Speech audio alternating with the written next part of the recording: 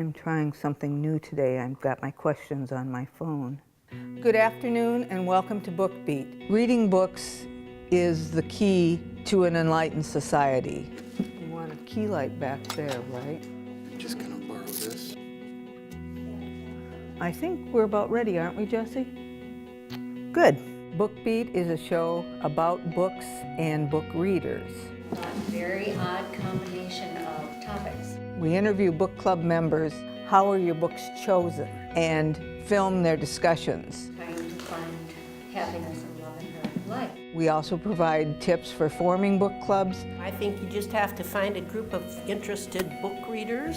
and books that are current that might be enjoyable to read.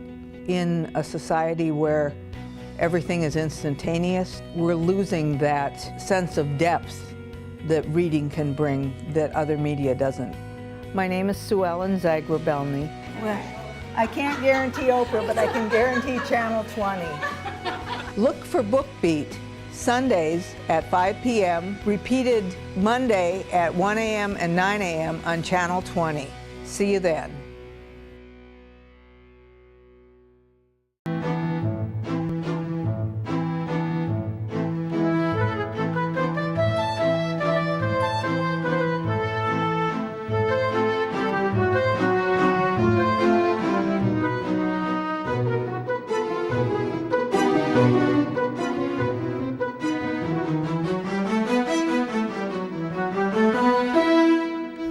Hello and welcome to Book Beat.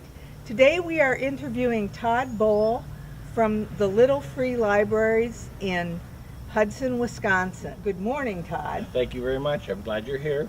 To tell us about the Little Free Libraries. Yeah, Little Free Library started in Hudson, Wisconsin, and I built the very first one on my open air deck in Hudson, about 3 miles from here. And after about a year and a half, we moved into this space right here, which was our combination studio, warehouse, and office space, about 1,200 square feet here in Hudson, Wisconsin. And this is one of your Little Free Libraries. Right, it's one of our Little Free Libraries. We built the first one in 2010, and now in 2014 there are over 16,000 Little Free Libraries around the world, every state in the Union, across Canada, and about 70 other countries. And can you tell us what the charter number means?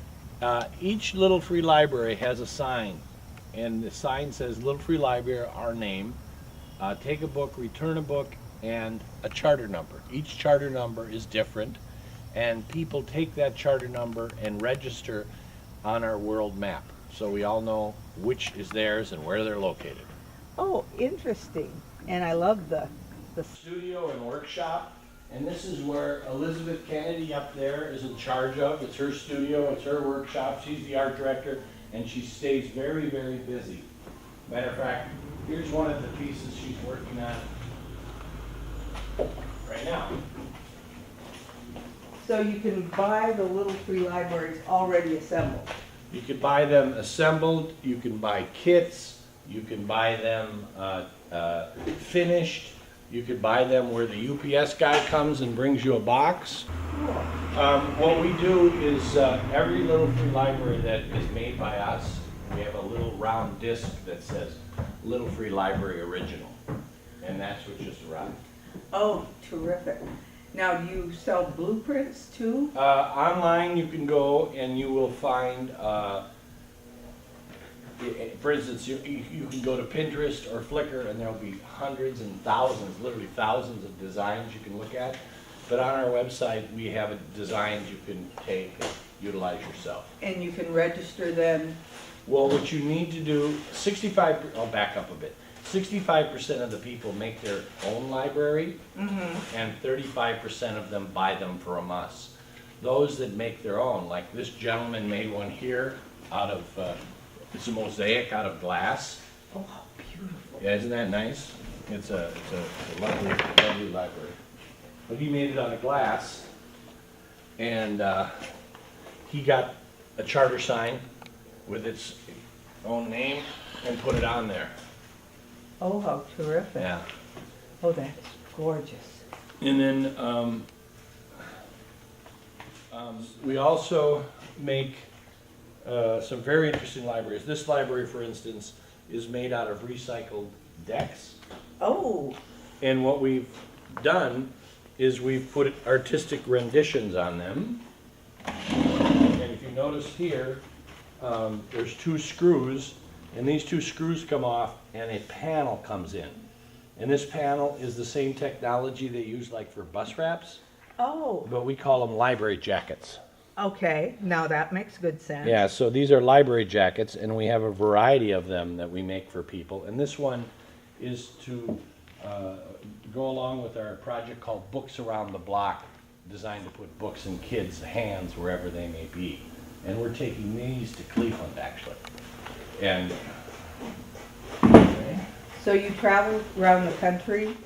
I do, but we can't even get close to meeting all the needs of all the stewards around the country.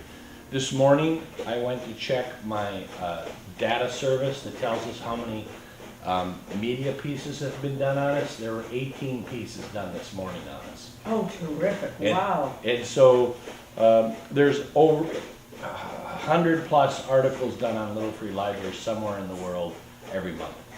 Oh, right. Now, you said that you were very far-reaching, not just in this country. Right.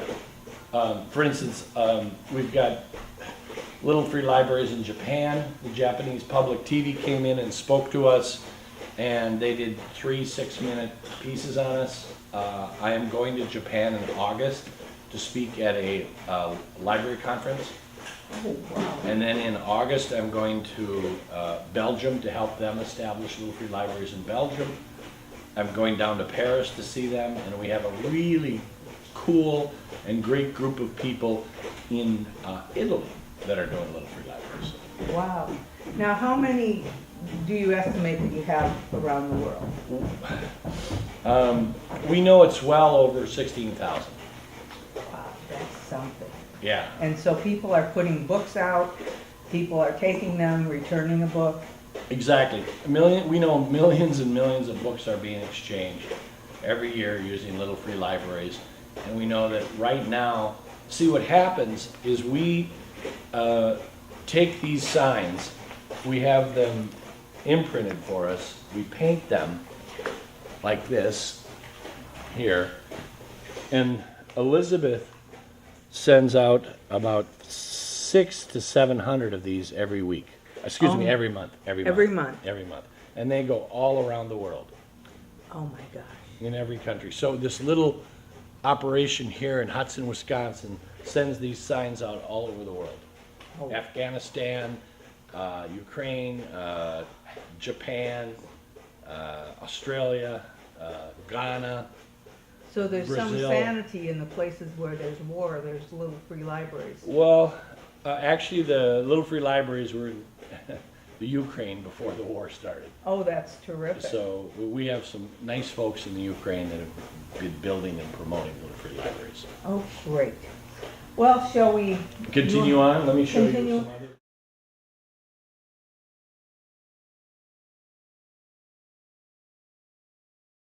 Elizabeth painted that. Oh, it's She did a beautiful. great job, except we had some problems with the paint. And it started peeling a bit, so we're redoing that. Mm. And then this is a new model that we haven't even started to take out there yet. This model also will be accepting panels from underneath. Oh, for like the book jackets? Yes, book jackets, exactly correct. Okay. You've actually got the term down. All right. And this one's got the imprinted Sign? sign on it already. Yeah. This is kind of prairie style, it looks like. Yeah, it's kind of a two-story, and it's kind of unique. That's interesting. No,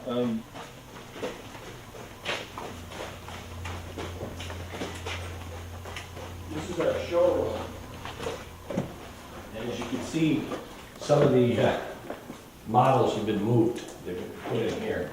Mm-hmm. This is the model that we celebrate tying Andrew Carnegie right there. Excuse me, this is the model, I got that wrong. This is the model that we built to celebrate tying Andrew Carnegie in building 2,509. 2,509. Right. And we did this in August of 2012. Oh. Carnegie Libraries per state. And then Elizabeth painted this one over here, Kennedy, and this is the one we did to celebrate the fact that Little Free Library passed Andrew Carnegie. Oh, wow. And so we think that's quite a task that we built 2,510 libraries. Mr. Carnegie, who we admire for doing this most certainly, he had a whole bunch of money and we didn't have any. So the fact that we didn't have any money and we did this and got this done is, we think, is pretty spectacular. It is. It is. And here's our, this is our storage and workshop. Now, for the most part, we do not build any Little Free Libraries here. We repair them, we fix them, and we build prototypes.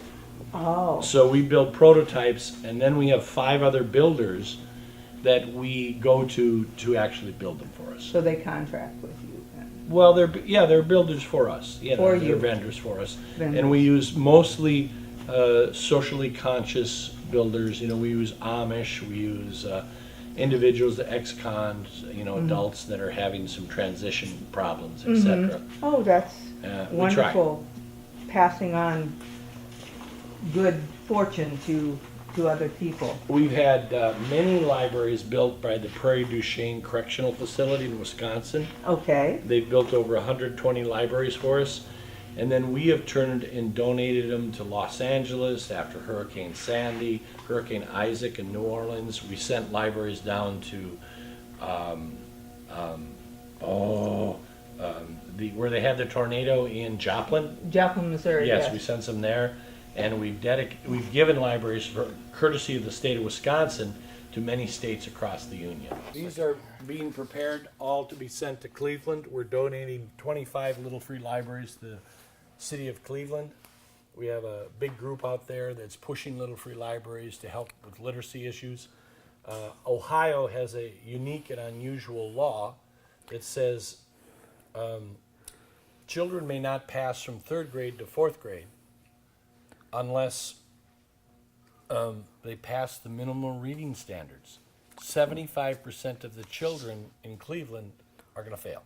Oh my goodness. So they have to do something that's radical and involves neighborhoods and neighbors in order to solve that problem. So we're working with a variety of organizations in Cleveland to get Little Free Libraries in every block in Cleveland. Oh, that's amazing. Yeah. And these are whimsical and they're fun. Kids will want to open them just because they're cool. Right. What's this one that's here? That's the same library that is, you saw the big ones out Yes. there? Yeah, same one. We haven't have a home for that yet.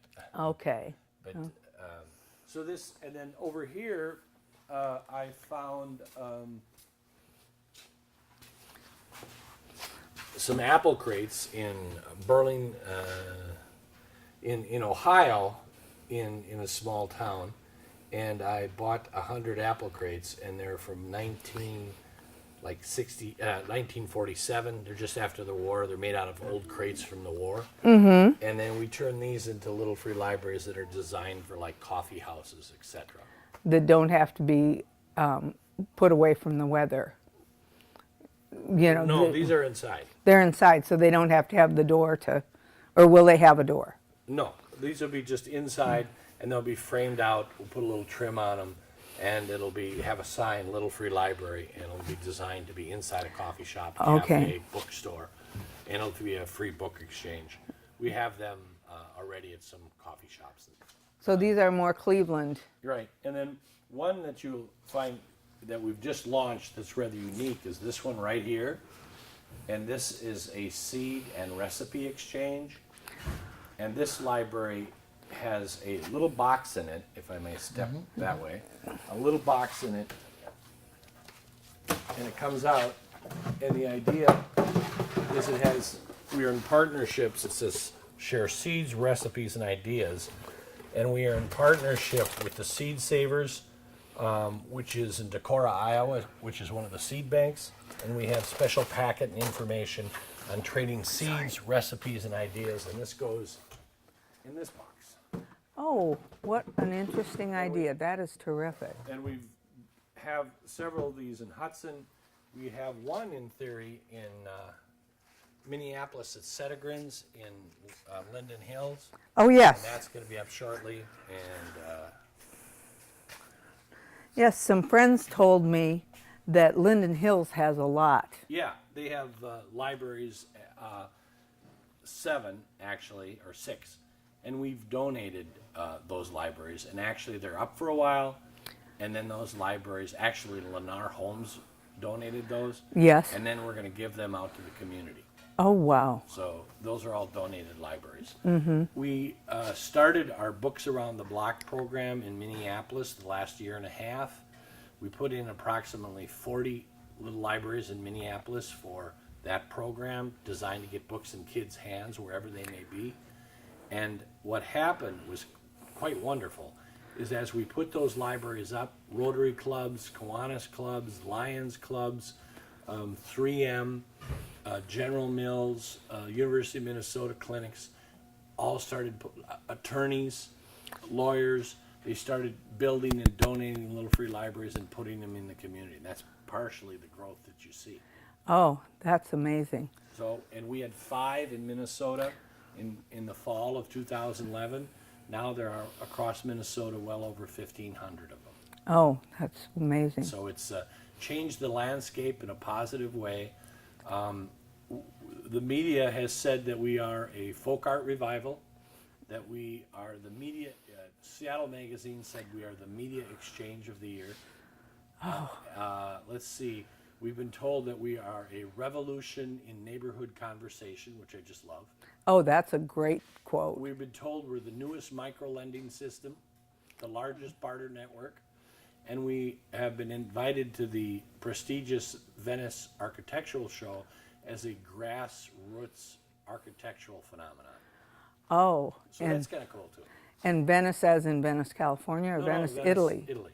Oh, So that is an honor. Yeah. So we've been invited to, and there's numerous architectural universities that have had, like in Lafayette. I just came back from Lafayette, Louisiana last week, where they built 60 libraries from the architectural school.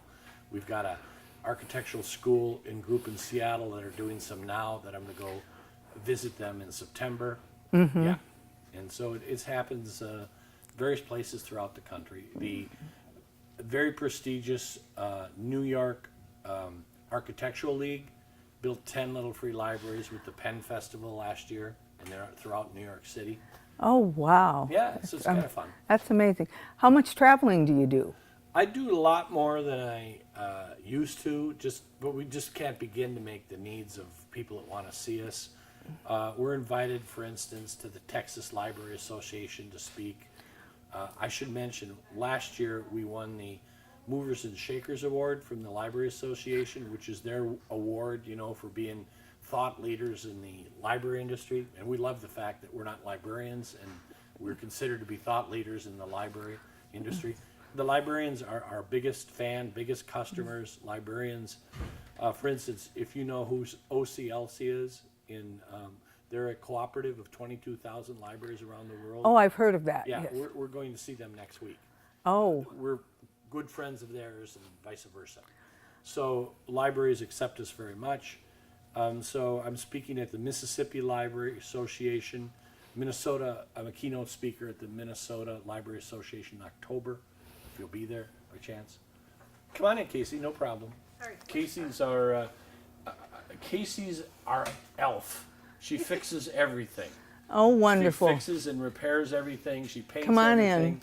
She's gussying up our trailer for our big trip.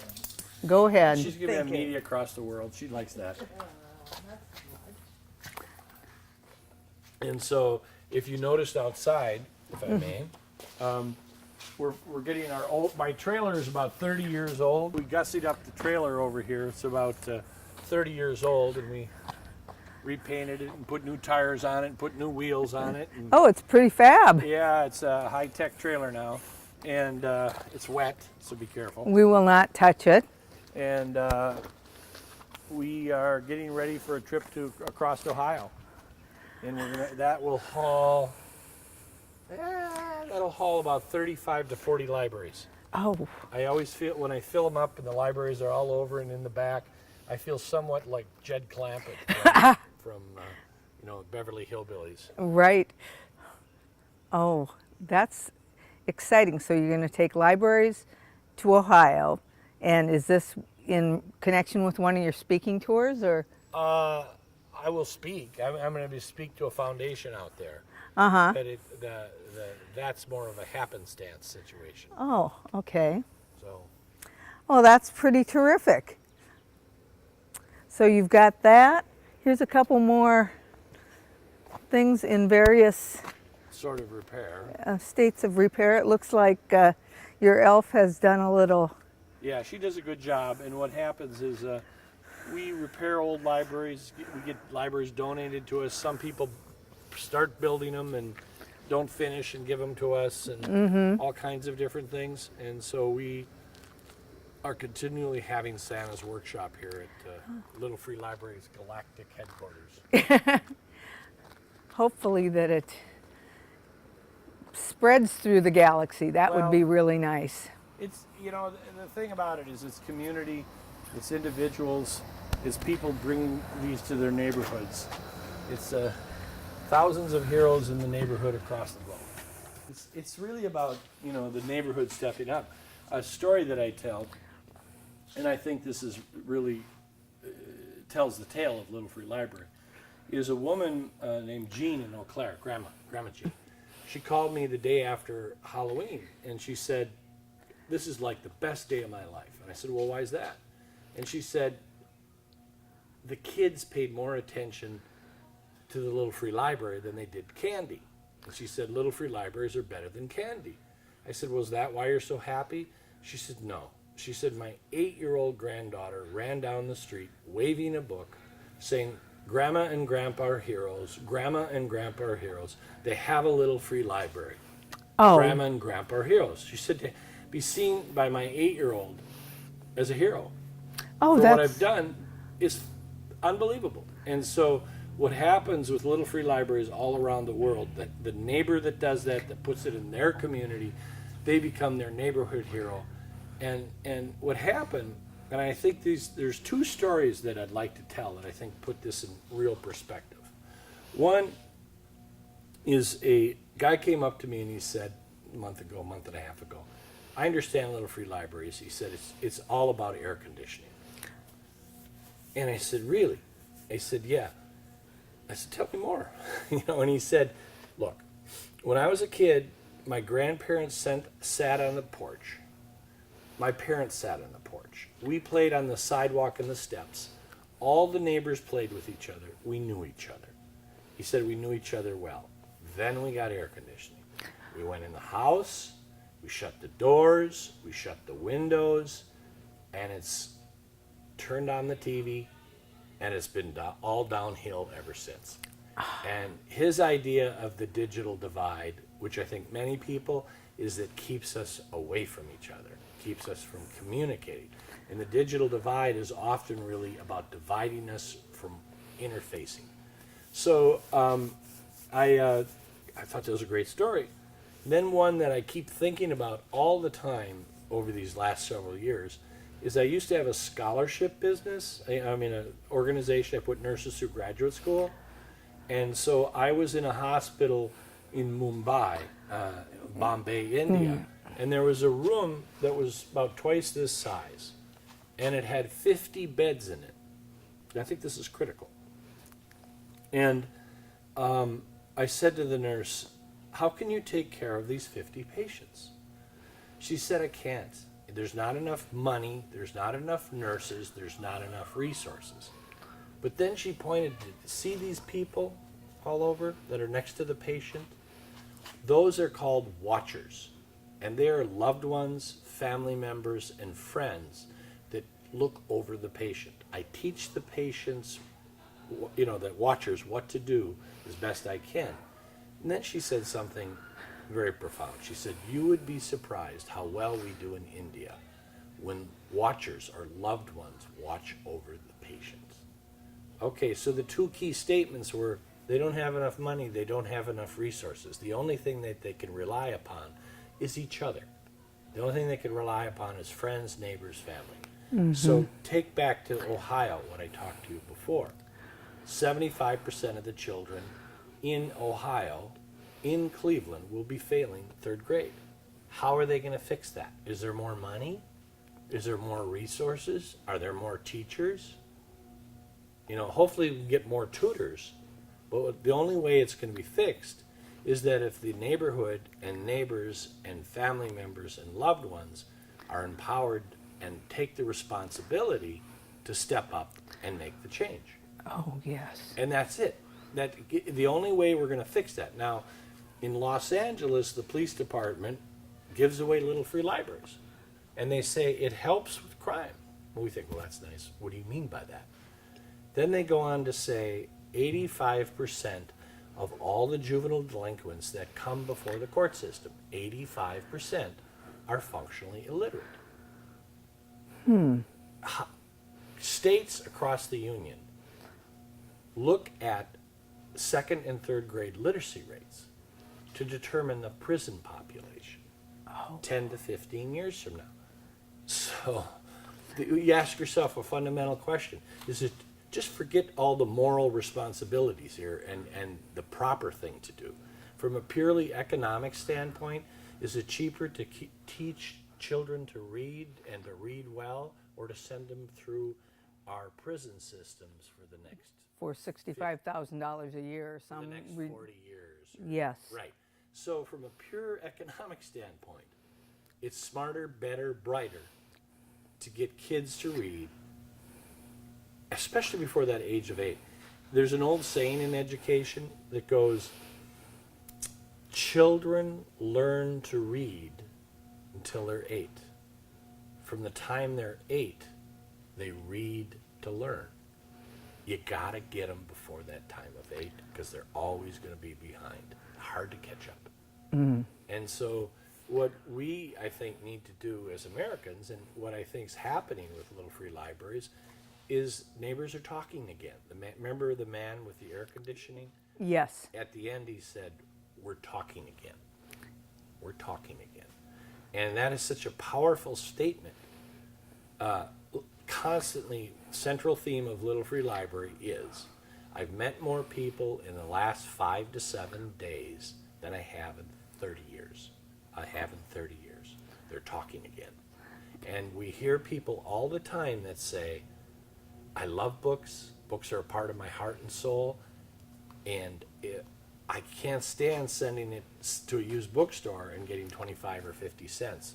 But I can share myself with my neighbor. I feel great. Case in point, a woman came up to us when we were installing the library in Madison. And she said, quick, I have to have a Little Free Library. Can I have that one in your trailer? I said, sure, it's extra. So we went over about an hour later and started installing the library. And we said, why do you need that library? Why do you want that library? And she said, I want to put books in it about Nepal. And we said, really? Why? And she said, because my kids are adopted from Nepal. And I want all my neighbors to know who they are and where they came from. Oh. And so people start out by thinking, oh, you got old books, put them in the Little Free Library.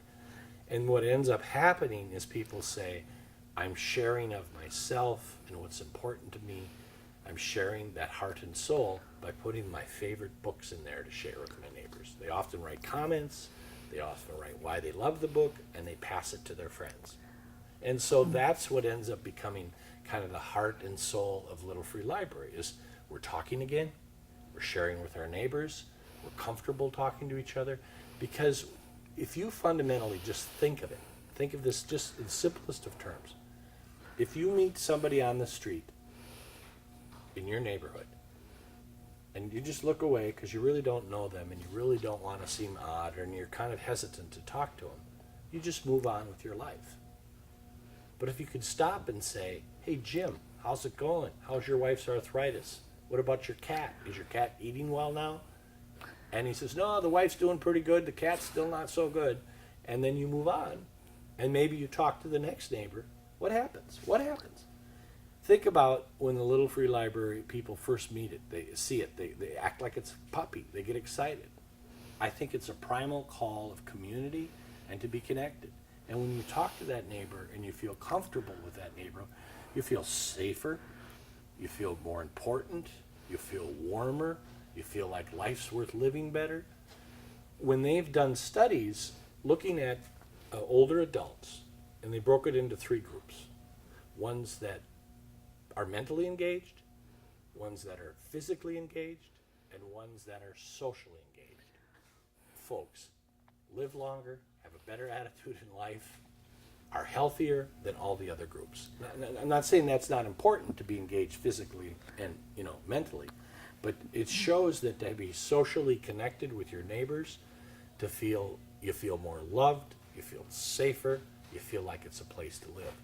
A couple sent us a picture of a Little Free Library out their house, and they said, we bought our house in part because it had a Little Free Library, because we know that's the kind of neighborhood we want to live in. And so we get pictures of people that have Little Free Libraries out their window, and they're on an MLS listing, because they're showing this is the kind of neighborhood that I want to live in. Oh. So Terrific. It's fascinating to hear the stories because they run the gamut of emotion, of engagement of people. The thing of being engaged in the neighborhood. People don't live in their front yards anymore. They live in their backyards. right, and this is we were told that Little Free Library is like having a porch that goes to the sidewalk, a front porch that goes to the sidewalk. One of the things, we've been told 1,000 times over that this is a movement, a global movement. And I heard a story that Gandhi was being interviewed by the media, like this, and during a protest, and then after 15, 20 minutes, Gandhi said, excuse me, I must leave. I must see where my followers are taking me. And what's so powerful about that statement is that Gandhi was saying, he's not leading the group. He doesn't lead them. They lead. The people, the movement leads it. And so we at Little Free Library, we feel our job is to watch and listen to all the stewards and all the people that have Little Free Libraries around the world, learn from them, and we really believe that the genius, we know other things are there too, but the genius is within the community. And if you listen well, they'll give you good advice and good ideas on what you should do, where you should go. And what we at Little Free Library try to do is capture that genius of those stewards and pass it on to everybody else, to all the other stewards. And so that's partially, quote, when you lead a movement, what you really do is you're not leading it, you're listening to it. And so what we try to do is listen to it, because we know that genius is really from all of those stewards, thousands of them, and growing 1,000 a month throughout the world. Oh. So, okay. Inspirational. Thank you so much. Well, it's not Little Free Library. I mean, we got lucky, like Dorothy.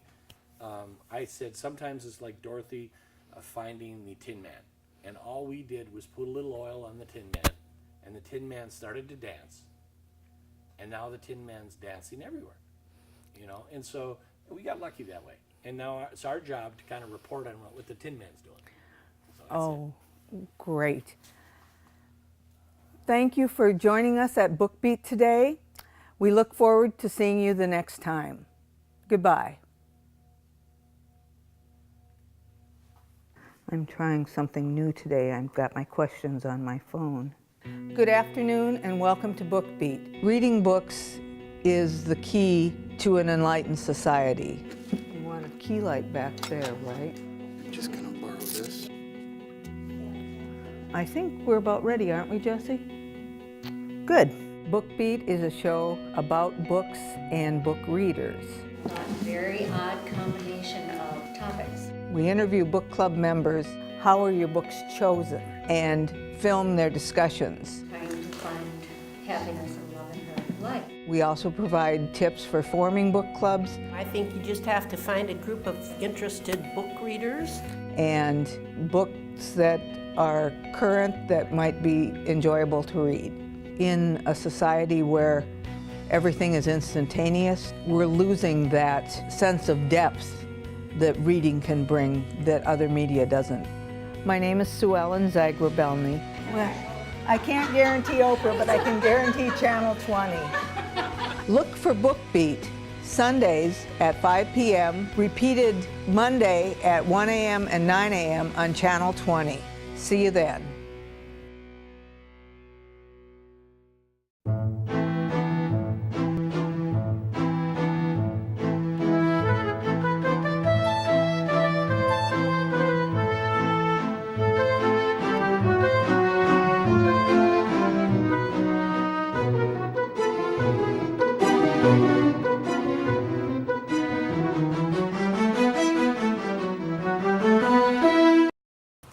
Hello and welcome to Book Beat. Today we are in St. Paul meeting with Kathy Kruger, who is a steward of a little library.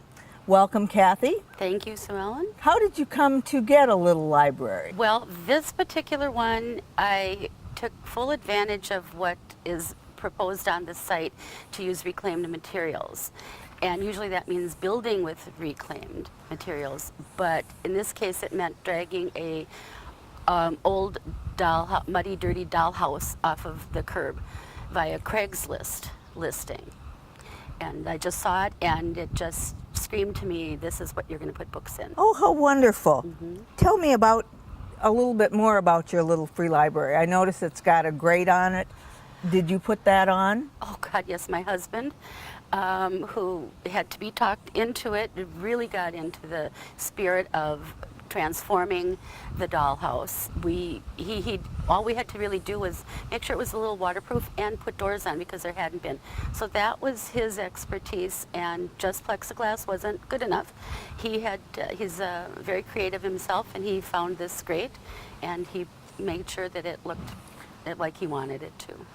Oh, excellent. Tell me about the registration process. How did you go about registering? Oh, the registration process is very simple. You just go onto their website and you fill out some information, and there is for a steward's packet, which includes lots of information about how to be a steward of a little free library, and for the plaque that is your ID number, your number that you send for, and as soon as it comes, you can get up and running. Excellent. What's been the neighborhood reaction? How have people responded to using the little free library? You know, it's been wonderful. There was a little girl who saw us, a neighbor who spent a couple of weekends going up and down our alley watching us work on it in our garage for a while, and kept asking me, what are we going to do with the dollhouse? And I said, it's going to be a library. No, but it's a dollhouse. And I said, you'll see. So then when we came out here to actually put the bricks down and install it, so to speak, she wore a path in our sidewalk until we were done.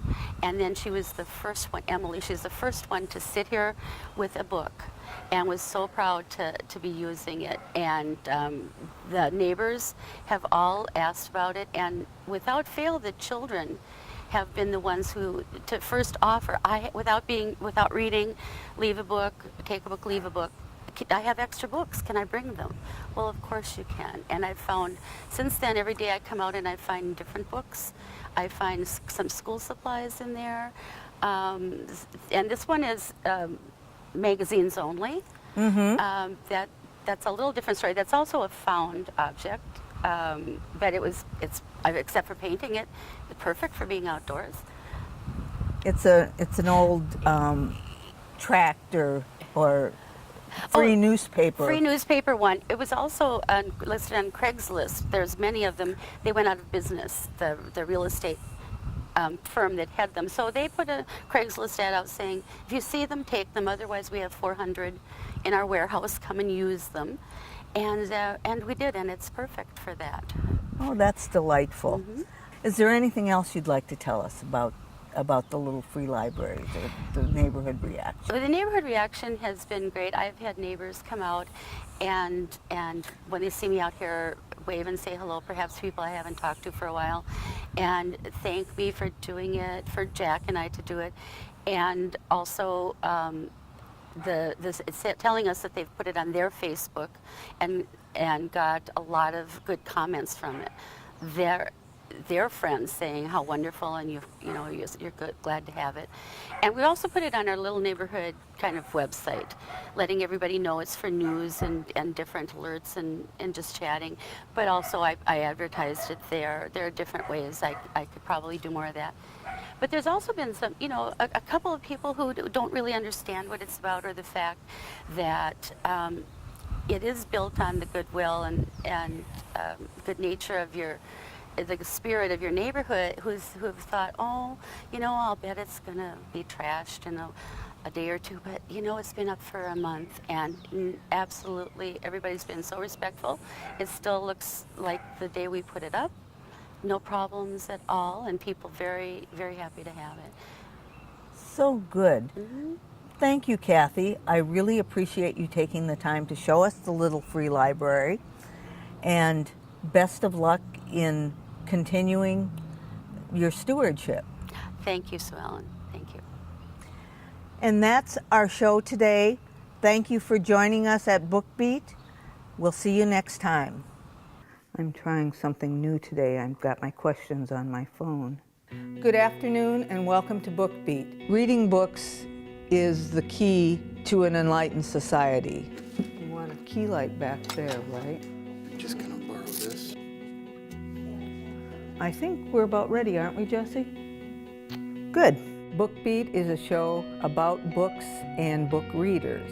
A very odd combination of topics. We interview book club members, How are your books chosen? and film their discussions. Trying to find happiness and love in her life. We also provide tips for forming book clubs I think you just have to find a group of interested book readers.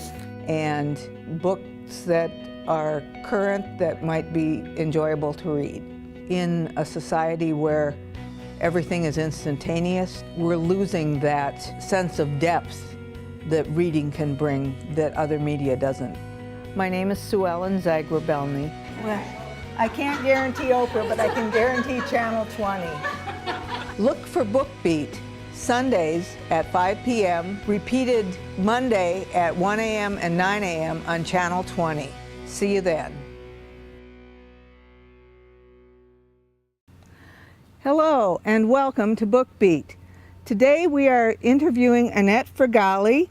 This is an episode about the little free libraries, and she is dedicating hers today. Welcome, Annette. Oh, thank you so much, Sue Ellen. I'm just delighted to have you here. And I'm just delighted to show everyone my new library. Here it is. My children gave this to me as a Christmas present. So I had to wait until Easter before they could install it. But I'm delighted, and I've had it up for a little while now, and I'm getting all kinds of wonderful people stopping by and visiting with me. For instance, the other day a young man stopped over. He was on his skateboard. He was 18 years old, and he is an Eagle Scout. And he said he's making these to sell and for his badge. And sure enough, right in the paper this week, there he is. He has made 3 of them, and he's selling them to people. I think that's just so awesome to see teenagers concerned about things like this. I've also had some teenage neighbors stop by and pick up some books, but mostly I'm dedicated to the children. I have lots and lots of children's books, and I have novels for adults and nonfiction and some books on healthcare, all kinds of things. Nice variety. And I've had my friends donate books, my students donate books. I have a lot of books. I'm very fortunate. Well, that's excellent. Now, I noticed that the Little Free Library has a sign on it. Could you tell us about the process of becoming a steward of the library? Yes, this we ordered from Hudson, Wisconsin. This is the official box here. They have all different styles, all different really cool ones. But we ordered this, my son ordered this one. When you get this, you get forms to fill out so that you're an official member. You know, Dale Carnegie, no, not Dale. Andrew Carnegie, yes. He built over 2,000 libraries in his day. In fact, 2,125. And the goal of this company in Hudson is to have that many free little libraries. But there's a lot more. I am officially number 10,663. And I know there are many more. And not all. So it's possible to use a box, Yes. and fix it up to be a little free library. Very cute. There's another one in our neighborhood here where it's obvious they must have been remodeling their kitchen, because they took a cupboard and he put a tin roof on it, and it doesn't have a glass in front, but you just open it up and look inside. And it has a bench, and it has the obligatory dog dish. To water the dogs when they That's come by to visit. That's right. You never know. So you say you got this for a present, correct? And how did you find out about the Little Free Libraries initially? Well, I had seen them around town, especially like in the Linden Hills area. They're all over. And St. Paul, of course, too. I've seen them all over. And then I read an article about them, and I thought, you know what? That's what I would like. I've always loved books since I was a little girl. And I do feel our new generation is awesome, actually. But I don't think they read enough. What do you think, Sue Ellen? I agree. I agree. Tell us a little bit about the kinds of books that you have in your Little Free Library. Well, I keep the children's books in front, as you can see here. And in the back, there's lots of, I prefer nonfiction, so of course there's a lot of nonfiction. There's fiction, there's some puzzle books. Oh, and this is one of my favorites. I put magazines in here too. This is called Reminisce. It's for the mature people in the audience. Thank you very much. This is really fun to read. And let's see what else. Oh, again, lots and lots of children's books. Here's Blues Art Day. Here's Pooh, Eeyore's favorite happy tales. And a lot of comedy. My kids seem to be attracted to these graphic novels more or less. Yes. I think I kind of grew up on these as a kid. We used to collect them and trade comic books. Did you do that when you were a kid? No, I was not a comic book fan, but I did have some of these when I was in my 20s. Oh! Anyhow, this is a fun one. Great American Eccentrics. Each one is about 2 pages long, and you read about eccentric people. Do you know any? Oh, I know a few. Aiming my finger right back at myself. Right. Oh, Mary Tyler Moore. Oh, here's, for teenagers, the Saddle Club Riding Camp. Well, this is really wonderful that you have such a wide variety of books and other reading materials. And you have some information that you'd like to share with us. I love this. Well, I belong to a credit union. The newest newsletter, they are now installing Little Free Library. Yes, in front of their banks. So far, they have one on Lyndale Avenue South in Minneapolis, but I think that is just a wonderful idea. So that's my That's terrific. Well, thank you so much for taking the time to talk about your Little Free Library, and why don't we cut the ribbon? Yes, we're going to cut the ribbon. Maybe we could have one of our librarians here. Who's good at cutting? Come on over real fast. Quick. Where did Aiden go? Come on. Oh, here she is. Hi, honey. Okay, turn around a little bit. Oh, we have 2 helpers. And what is your name? Lexus. Lexus. And this who are you? Ollie. Ollie. Is it Ollie? Artie. Oh, Artie. can you reach up this far, honey? Can I hold you? Is it okay to pick you up? Okay. Okay, hold real tight. And you help Mr. Cut Golly. the ribbon. Oh, and yay! it's open. It's official. Thank you, children. And now we can open it. You can see. Well, thank you again. This was delightful. I loved it. Thank you so much. And readers are leaders. Excellent. Reading is succeeding. Yes. That's right. Reading is fundamental, which is Oh my goodness. which is something from Reading Rainbow, I think, or Sesame Street, something like we could that. go on and on with these little Little saying. Yeah. Thank you for joining us at BookBeat. Look for us next time on Channel 20.